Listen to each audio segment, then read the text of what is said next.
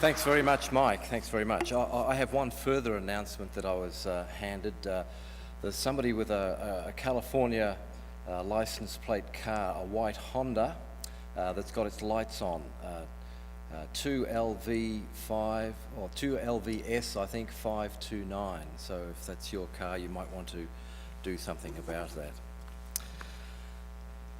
Yes, it's my pleasure to introduce Karl W. Giberson, who's Professor of Physics at Eastern Nazarene College and Director of the Forum on Faith and Science at Gordon College.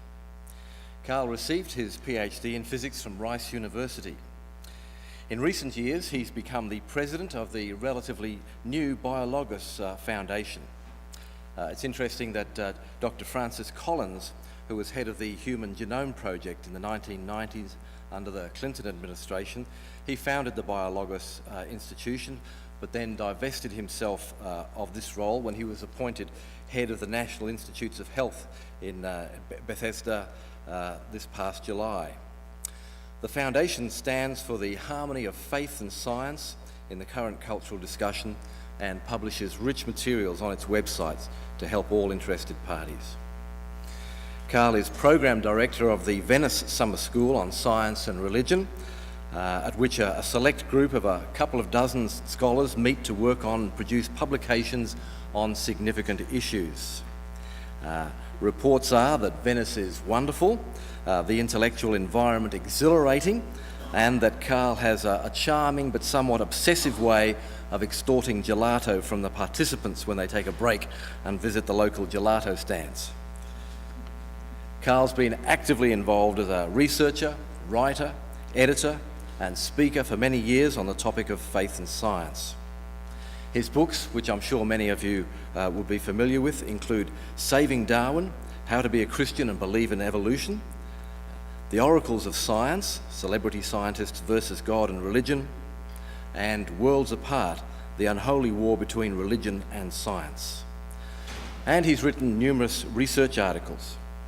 Dr. Giberson is Editor-in-Chief of scienceandreligiontoday.org, and he's been awarded a number of grants by the John Templeton Foundation for research in science and religion. Today he's going to speak to us on a topic which I think in the program says how scientific voices influence our congregations, but which in a sense has a subtitle, God and the Darwin Wars. So let's welcome Dr. Giberson.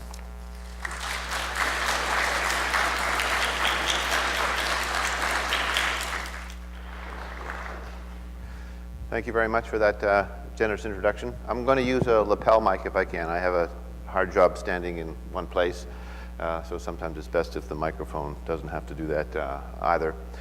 I would like to take a few minutes this morning and try to talk about why evolution is such an intense topic, why the heat seems to never die down, and why we can talk about the conversation in this country as being very much a war.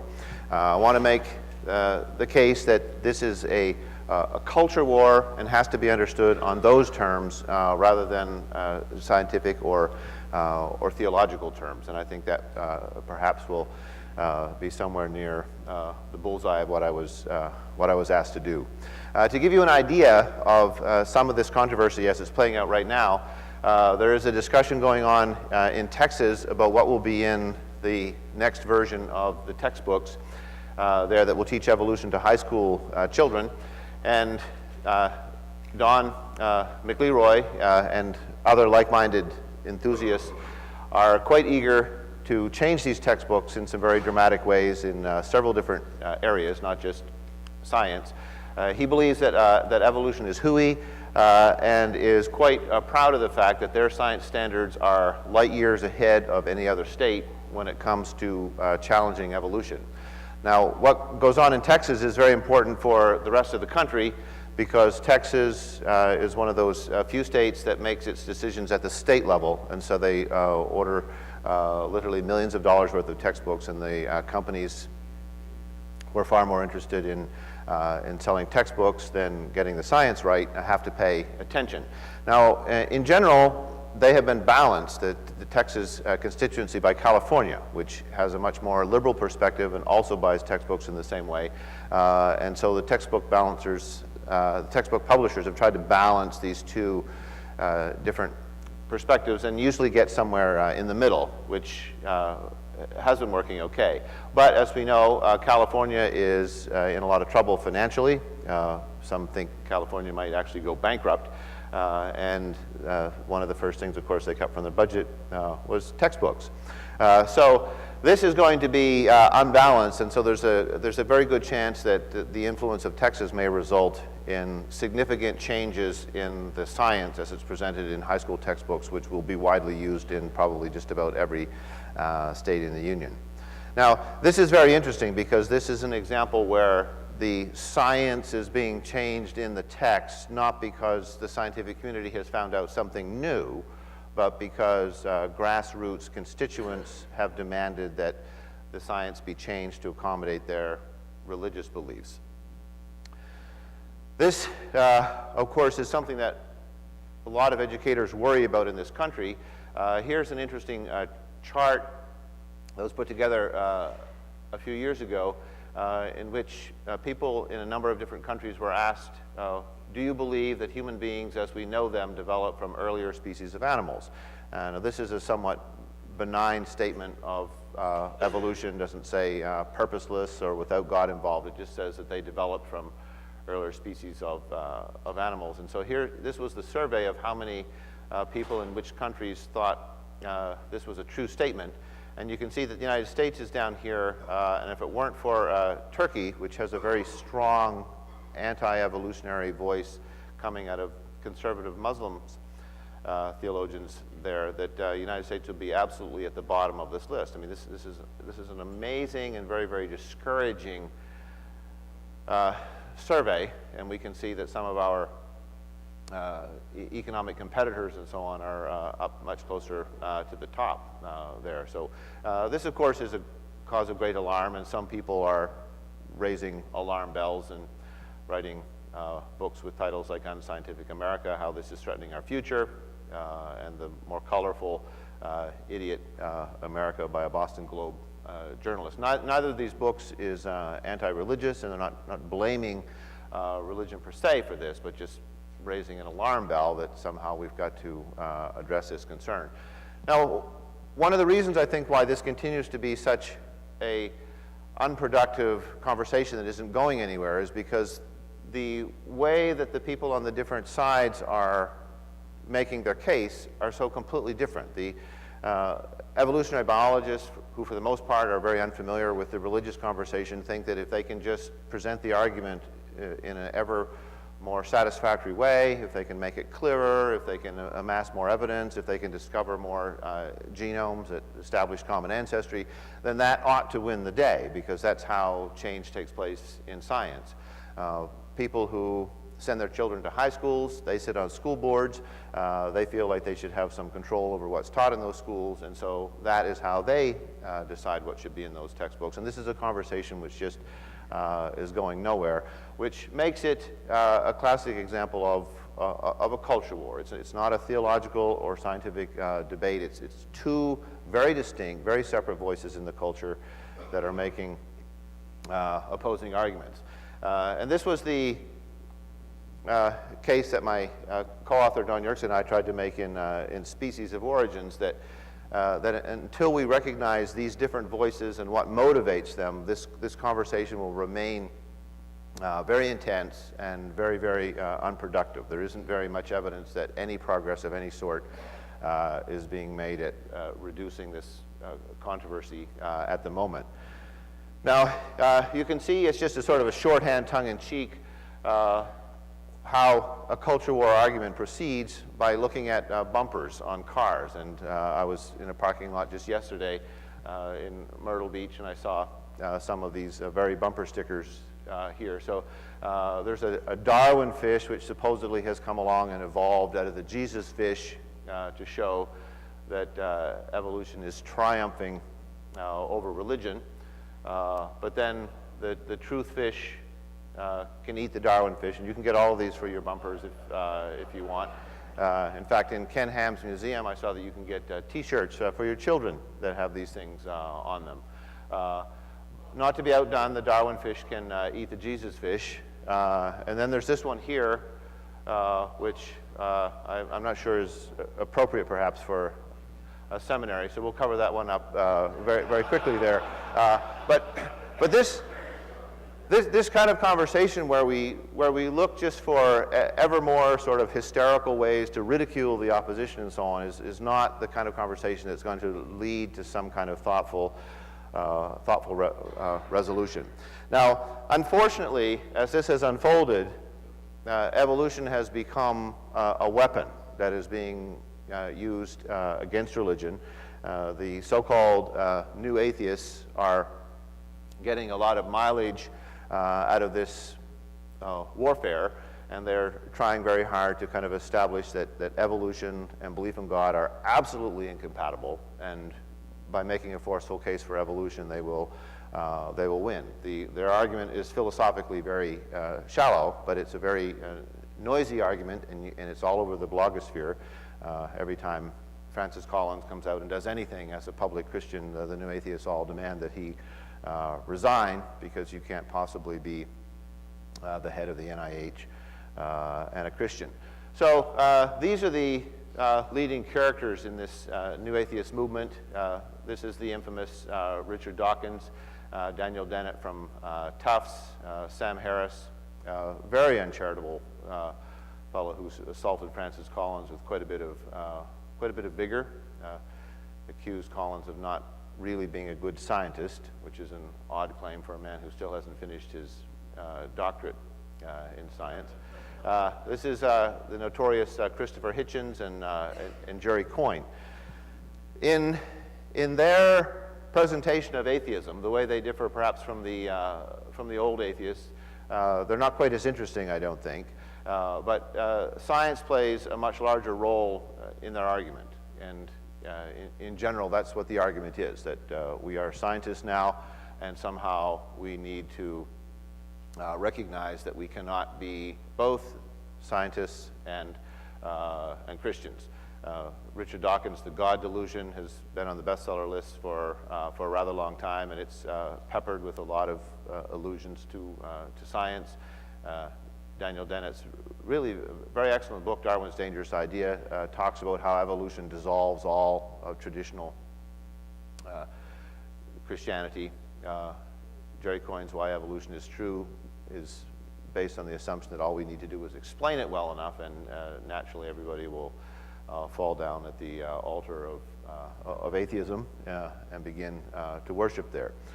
Now, the problem, of course, is that somehow atheism is now becoming the public face of science, and that's a part of why this is such a difficult problem for many people, that when you talk about science, there's this reservation that comes with it. And certainly the word evolution has got a lot of negative baggage attached to it. But even the idea of science and the scientific community is coming to be something that has an element of fear associated with it on the part of many religious people. And we can see this by looking in particular at what's happened with Richard Dawkins. I mean, Richard Dawkins is considered by many people to be the leading public intellectual in the English-speaking world now. Prospect magazine rated him #1 there a couple of years ago.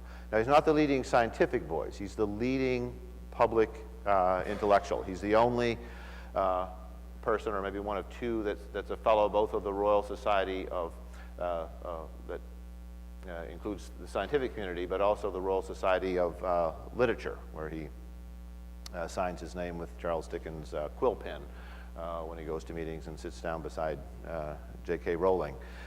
Dawkins is a very important public face, and I think one way to think about the significance of these public faces is to look at C.P. Snow's argument that he made some time ago about the third culture. I think Snow's argument, which has been updated and refined a little bit. I think Chris Mooney does some very interesting stuff with that in his new book. But C.P. Snow was a chemist in England. He wrote some popular political novels and became a man of letters, started moving in two different communities, the literary community and the scientific community, and was kind of amazed at how separate they were from each other, how they didn't seem to be able to communicate effectively. And he thought this was a disaster, that here you have the literary community, which is a community that's trained to be able to communicate effectively, and here you had the scientific community, which is trained to learn very important things that need to guide public policy, for example, and these two communities don't talk effectively to each other. So as a member of these two cultures, he was quite alarmed at what he saw as this disconnect. When we look at this disconnect, we recognize the need for some kind of a bridge to be built.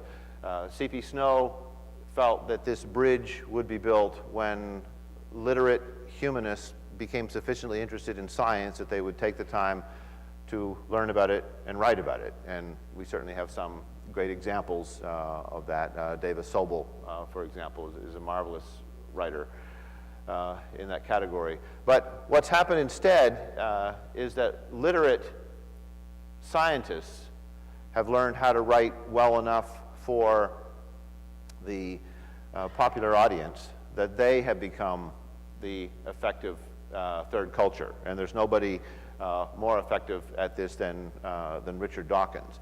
Now, when somebody emerges out of the scientific community, like a Richard Dawkins, and becomes a public spokesperson, they function as sort of an ambassador of sorts. They become the public face, the doorway or window into that community that people that are outside that community can use. So if they are representative of the community and faithful to its values, then that's an honest portrayal. If they misrepresent that community, then it can be very misleading. So this question has, of course, focused a lot on Dawkins over the past few years because he's so public.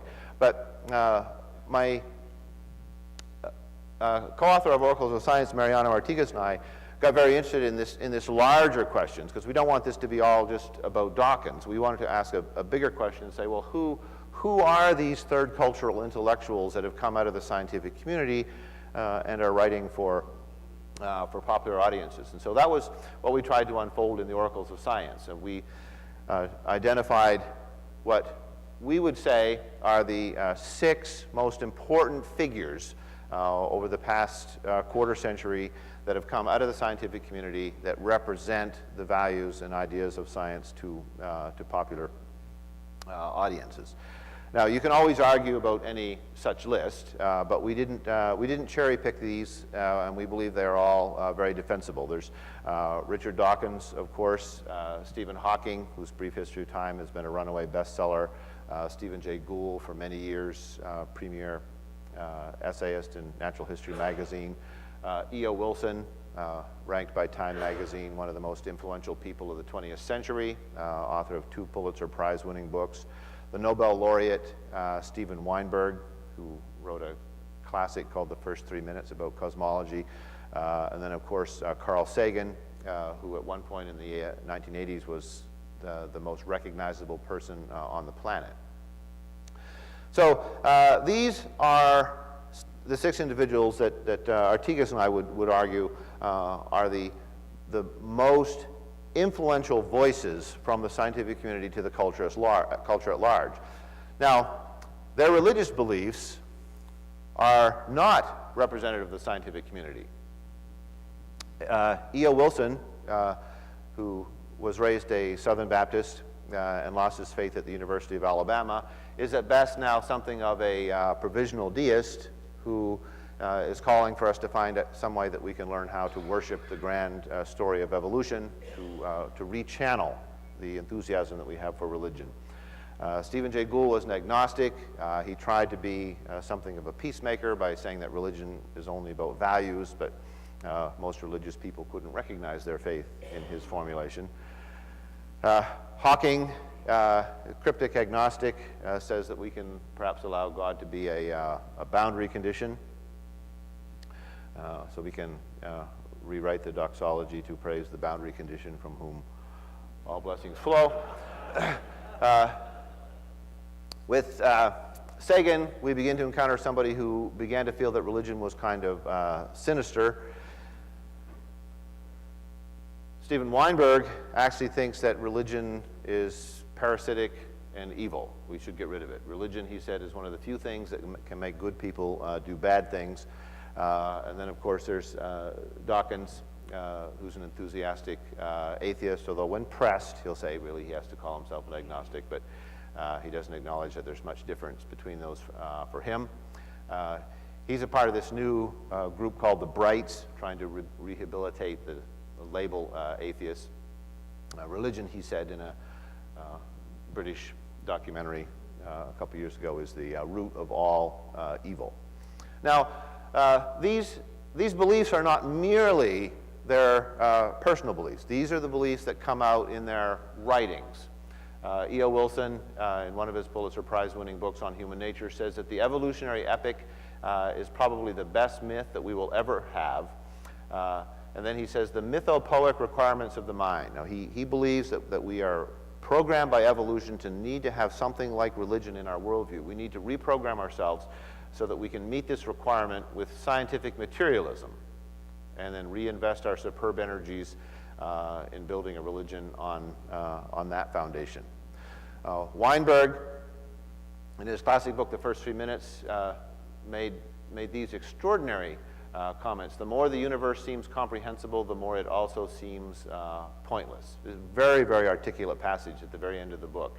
The effort to understand the universe, he said, is one of the few things that lifts human life a little above the level of farce and gives it some of the grace of tragedy. And Dawkins, at the very end of The Ancestor's Tale, which is really a very marvelous book, just unpacking natural history. Now, a part of the way this culture war plays out, unfortunately, is that in the same way that these individuals don't faithfully represent the scientific community, the snippets that are removed from their books by the people who want evangelicals to hate these guys don't represent their writings either. In this book here, which is some 600 pages long, and most of it is just straightforward, very articulate science. It's when you get to the very end, it's like 2 or 3 pages from the very end, the tone kind of changes, and it's almost like, oh, I better bash religion a little bit before I finish this project. So he writes, my objection to supernatural beliefs is precisely that they miserably fail to do justice to the sublime grandeur of the real world. They represent a narrowing down from reality and impoverishment of what the world has to offer. Now, if you look through the shelves of a bookstore and you pull off the popular science books, you find books by the oracles of science and other similar writers. If you were to do a standard sociologist experiment and say, all right, I want to know what the scientific community is interested in, so this is how I will conduct my research, by reading things that have been written that I can understand, you would draw the conclusion that science is mostly about origins. A significant fraction of these books would be the origin of something or other.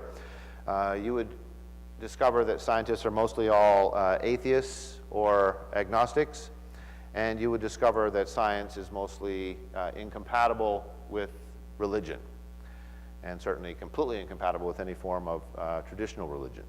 So this would be a reasonable inference to draw. You wouldn't have to kind of cherry pick the books or take things out of context to draw these conclusions.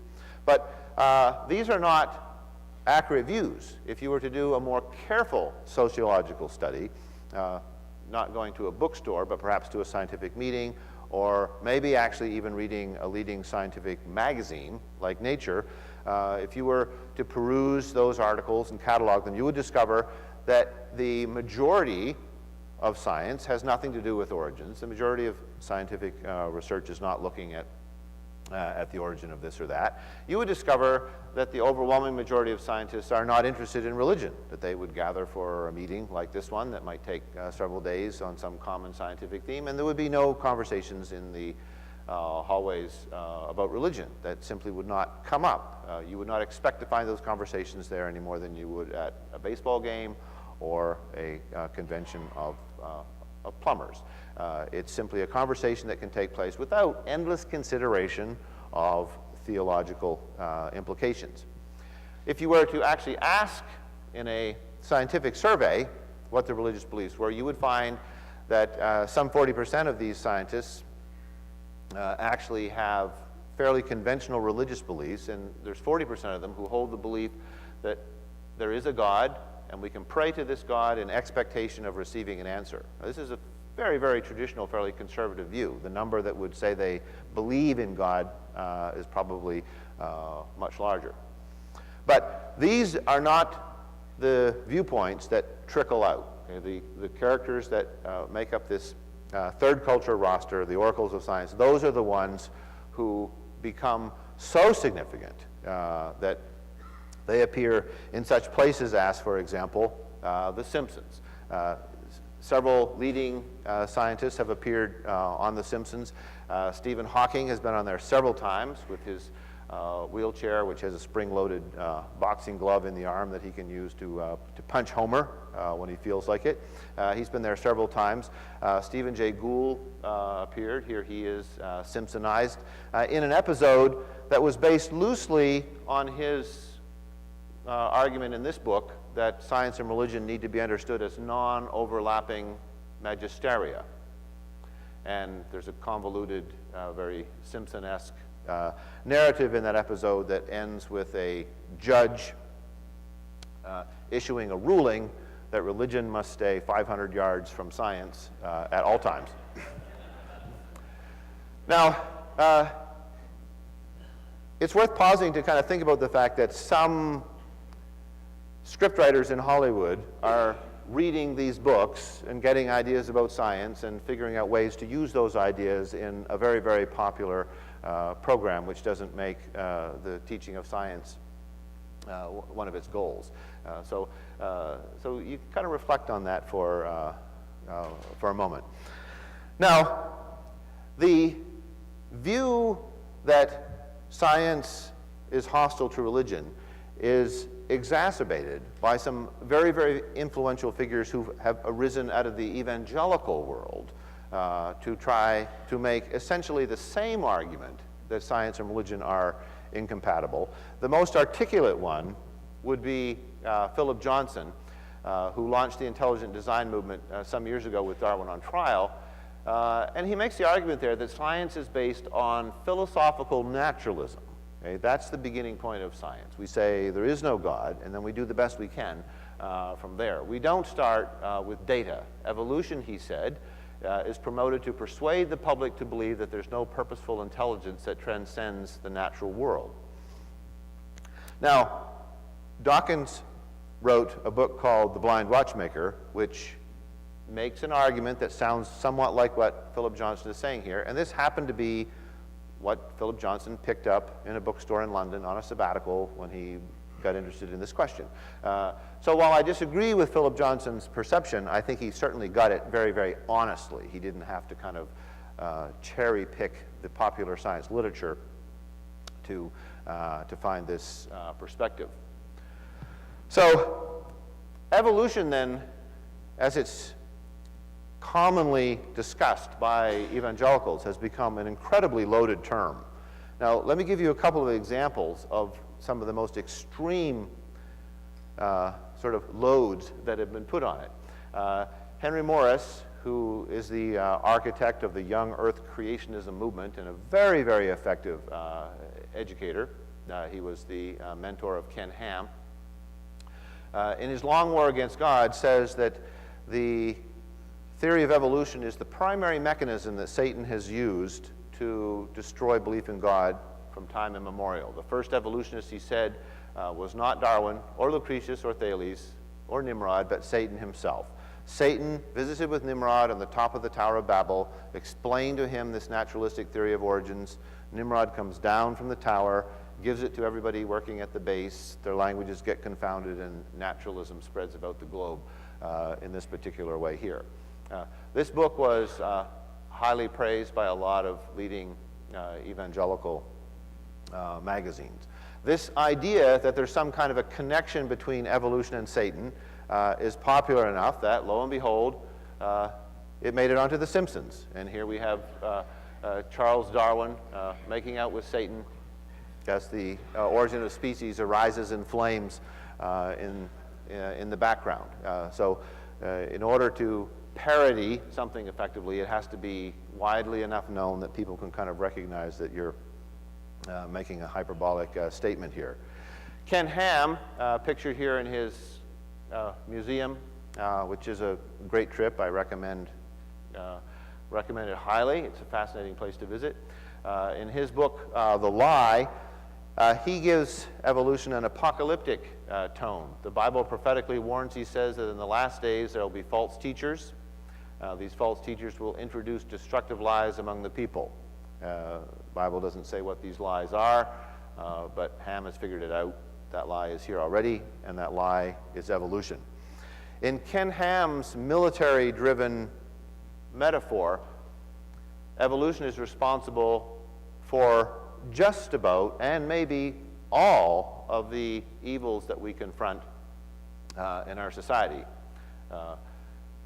Racism, euthanasia, homosexuality, pornography, abortion, any number of other things. All of these are built on the foundation of evolution. Christians over here are not fighting the battle effectively. The evolutionists, he says, know what to do. They need to assault creation, and this will come crashing down. Here we have Christians clearly not all on the same page.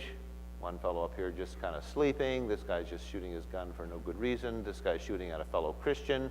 This guy's actually doing something useful. He's kind of blown up, reality TV or something over there. This guy's shooting at his own foundations here, there. But Ken Ham calls us to join in this battle against the evil theory of evolution. So we have this culture war now with a roster of very sophisticated intellectuals on the one hand. Stephen Meyer, whose signature in the Cell was a best-selling book last year, and he was on the cover of World Magazine very, very recently as he won the Daniel Award for 2009. Michael Behe, who's Darwin's Black Box and Edge of Evolution, are very important books. And other leading thinkers in the intelligent design movement, all arguing very, very articulately that evolution is wrong, but more importantly, that evolution is responsible for a lot of sinister, evil things. Now, in between these two camps, the new atheists and the oracles of science who say that you can't believe in evolution and God, you have to choose one or the other, and of course you choose evolution. And these guys who say the same thing, except we have to choose God, are the poor, beleaguered people that are known as the accommodationists, who are quite literally getting shot at from both sides. Ken Miller from Brown University, Michael Roos. Now, it's interesting, the religious beliefs of this group are all over the place. Hout is a Catholic theologian at Georgetown. Ken Miller is a fairly conservative Catholic at Brown University. Michael Roos is an agnostic who wrote a book, Can a Darwinian Be a Christian? And he answers resoundingly yes. Chris Mooney, who is also an agnostic, doesn't understand why the new atheists think it's helpful to use evolution against religion. And then Francis Collins, who's a mainstream evangelical, says the same thing. So all of these people believe that it should be possible to find a middle ground where we make peace and we all get along. But everybody that's in this accommodationist camp is getting vigorously assaulted. One of the most articulate science bloggers, P.Z. Myers, he and I had a kind of a dust-up in the pages of Salon.com a year ago, and he made this statement here. He said, "I will have no truck with the perpetuation of fallacious illusions, whether honeyed or bitter, and consider the Gibersons of this world to be corrupters of a better truth." And so this was his condemnation not only of me, but apparently my whole family, that we are the corrupters of a better truth, simply because we wanted to say that it's possible that one could perhaps accept evolution and be a Christian. Jerry Coyne, who's been particularly critical of Francis Collins, constantly calling on him to resign. In his review of my book, Saving Darwin, just makes such a caricature of religion. He says, what Giberson means by a richer and more complex view is after I die, I'll be able to meet my dead relatives in the sky. Such a view, he said, may be more complex, but it's not richer. It's impoverished by adherence to magic and superstition. Now, Coyne and P.Z. Myers are both atheists, but I could show you the inbox of my email account, and you could see that I get equally hostile mail from fundamentalist pastors and alumni of Eastern Nazarene College, upset. One of them very upset at me and wondering why it is that the atheists are also upset with me. Now, this warfare that we have here, it just feeds right into the mainstream cultural paradigm for understanding the relationship between science and religion, and that is that, oh, it's going to be a war no matter what. It's always been a war. This classic text from the 19th century, now considered to be a very poor piece of scholarship, but it's well written and translated into a lot of different languages, and it created a paradigm for always juxtaposing science and religion as if they have to be at war. There's no alternative, and this was the motif that was developed in Inherit the Wind, which took the Scopes trial and made it a little more conflict-oriented than it needed to be. Recent PBS piece on Galileo that's really very, very good, called Galileo's Battle for the Heavens. I don't know if Owen Gingrich is here, but I remember Owen telling me that he tried very hard to convince them not to call this Battle for the Heavens and making it look like it had to be a war. Military metaphor used here. And then, of course, we now have a huge body of scholarship showing that, that this metaphor here is simply inadequate, that Ron Numbers, the agnostic historian of science, and a number of other like-minded historians, many of them evangelicals, have compiled a marvelous book called Galileo Goes to Jail and Other Myths About Science and Religion. And they take on some of these things that are surprisingly well known in our culture that exemplify this idea that science and religion have to be at war. The BioLogos project that I've been involved in was started by Francis when he wrote The Language of God. He became a Christian later in life, and there's a very marvelous testimony in here.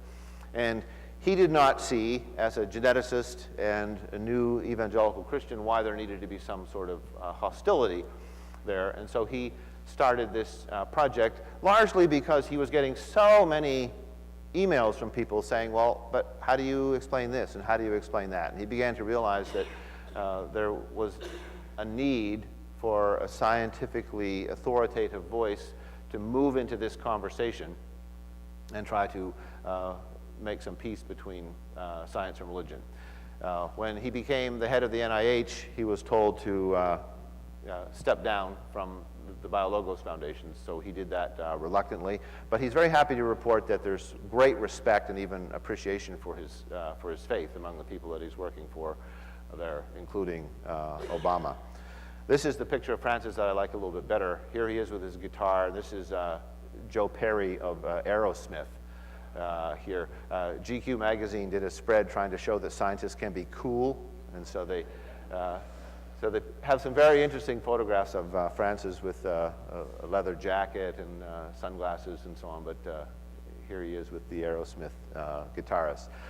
Francis likes to juxtapose these two images here, this window from York Minster and a particular view along the axis of the double helix and electron micrograph, and he doesn't make any great connection between the similarities there, but for him it's symbolic of the fact that there's an eye of faith and there's an eye of science, and they can somehow look at the same world and be in harmony with each other.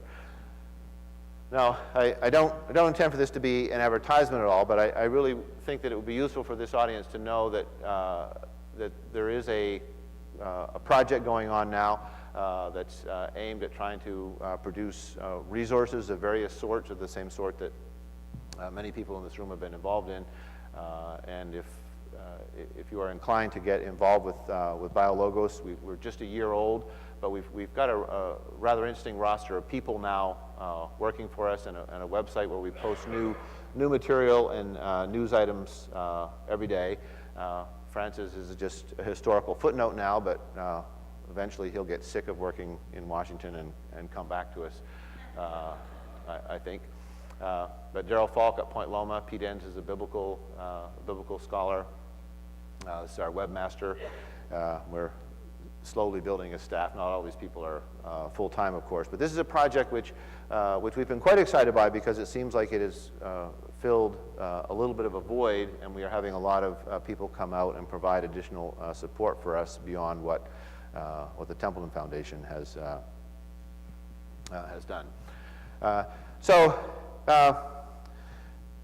Let me just conclude this by saying that in many ways, I'm pessimistic about this question. I spend so much of my time in conversations at the front of a classroom talking to students about evolution and how upset they are, or dealing with emails from people who've read something, or talking to pastors. There's a combination of apathy on the one hand, that people don't want to deal with this because it's divisive. There's a large number of Christian leaders who seem to think that, like, it really doesn't matter. Like, why should we care whether people in the pew are young earth creationists or ID sympathizers or theistic evolutionists? Like, what does this really matter to the faith? Let's kind of tolerate all views. But I think the story of E.O. Wilson is all too common, that so many young people are raised with the idea that you have to make some kind of a choice between the science, and in particular the science of evolution, and your faith, that if they ever encounter a compelling presentation of evolution that they find convincing, the next thing that happens is their faith begins to look a little bit shaky, and if they feel like they have to make a choice, if they've been programmed to understand the tension in that way, then quite often they make the choice for evolution and against their faith, and we lose these young people. Okay, so can we make peace with Darwin? I don't know. So I think we're going to have some Q&A now.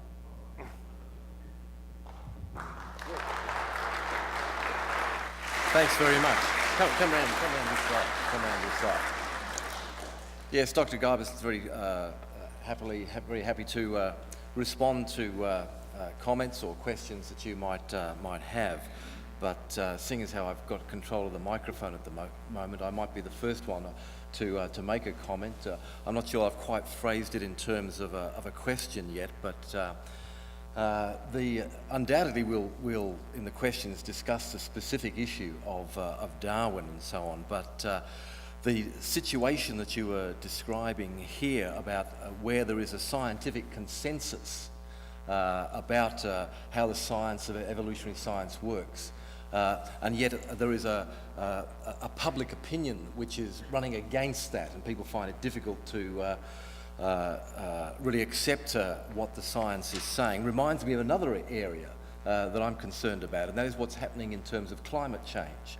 That is, there too you have a considerable scientific consensus about anthropogenic climate change, and yet you have this great debate in the public arena, which both certainly in Australia and I think perhaps in the US is shifting away from accepting that kind of scientific consensus at the moment, which makes me think that there may be more subterranean issues going on here in our culture about the way that science is viewed, about the difficulty that scientists have of communicating what they do.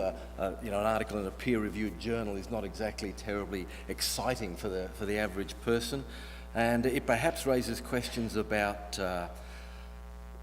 public perceptions about objectivity and science and how we measure truth, and the ability of some people to say, well, that's what the scientists say, but I'm going to believe something else, just because I think that's my right and to believe something else. So that's not formed in the frame of a question, but do you have any observation on that? Yes. The classic argument that C.P. Snow made was an argument about a particular literary community and the scientific community, but there's a case to be made that the same kind of gulf exists between science and almost every other part of our culture. Chris Mooney talks about this a little bit in Unscientific America, that if you look at the relationship between science and the media, that's not a productive relationship, and the media often gets the science wrong.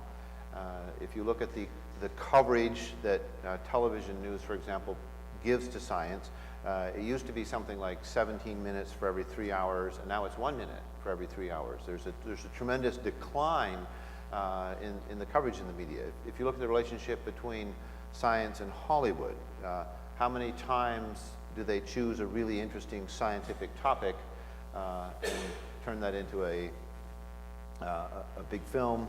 And when they do that, do they get the science right? There's a tremendous gap there, and there are editorials that appear regularly in the scientific literature lamenting this fact. So there's a very real sense, I think, that science has gotten itself onto this island where it's just not speaking effectively to the rest of the world. And so all of this kind of plays into this ambiguity of that confronts ordinary people who would like to be able to say, okay, what does the scientific community say about this? Well, in the way that science often gets reported, and this is a part of what's drilled into journalists when they go to J school, is that you always present two sides. And so a story about a breakthrough model of climate change that shows that things are much worse than we thought has to be presented in the context of an article that includes a dissenting voice. And so here you have the National Academy of Sciences, which has endorsed this particular new viewpoint, and here you have your Lone Ranger scientist over here who's skeptical, and this scientist may be well-credentialed and may have some good reasons, but they're in a minority. And so the message that comes is that you can kind of choose the authority that you like the best. For evangelical Christians, it's particularly acute. If you go into any Christian bookstore and buy books that talk about science, they're almost all going to be strongly anti-science. At best, you'll find something like Michael Behe's Darwin's Black Box, which is very critical of evolution. So if you want to navigate this difficult topic, how would you decide whether you're going to go with what Michael Behe says in Darwin's Black Box or what Francis Collins says in Language of God? They both have PhDs, they both write very well, they both published a lot of mainstream scientific papers and have legitimate scientific appointments. How in the world would you know that Michael Behe speaks for a little tiny contingent of backwater thinkers in his books, and Francis Collins is presenting mainstream ideas that are shared by almost the entire scientific community? Like, how would you know that? It's very hard to figure that out. Yeah. So I think across the board, we have that problem with science communication. Yeah, very, very eloquently put, yes. So there's an opportunity for people, if you'd like to ask a question. I'll try and keep an eye on who's doing it. Just if you stand up and speak in a nice, loud voice. I have a question about one of the statistics that you had. You said 40% of scientists, give or take, are believers in what we probably call traditional faith stance. Is there a skewing in terms of American scientists versus outside the United States? In other words, is there a larger portion of that 40% that come from the United States in light of that other statistical graph that you showed? The list that was polled came from the American Association for the Advancement of Science. I got that right, don't I, Owen? There's the AAAS list that Larson.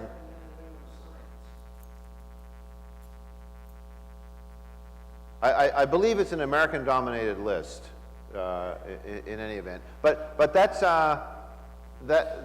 the American scientific community is incredibly international, so that's might not be as significant as it sounds. Okay, thank you.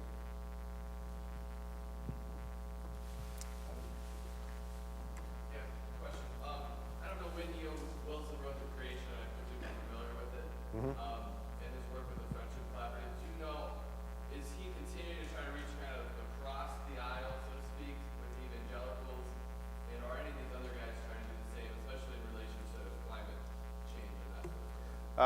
Well, there's been a recognition, and